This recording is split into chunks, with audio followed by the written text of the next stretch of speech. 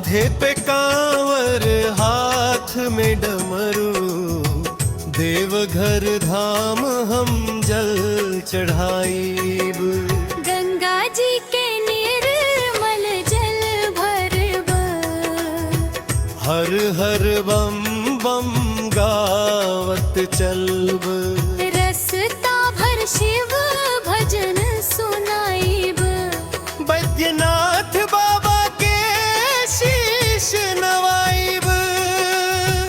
बोल बम दी है असीसवा,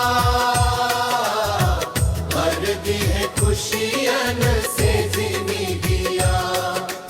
नई हर ससुराल सब सुख पाई, बोल बम के गूंजे जयकारा।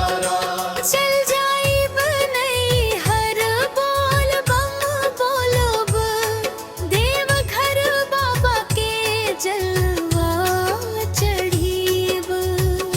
कांधे पे कांवर मनवा खुशहाल, हर हर महादेव के नाम जपैब।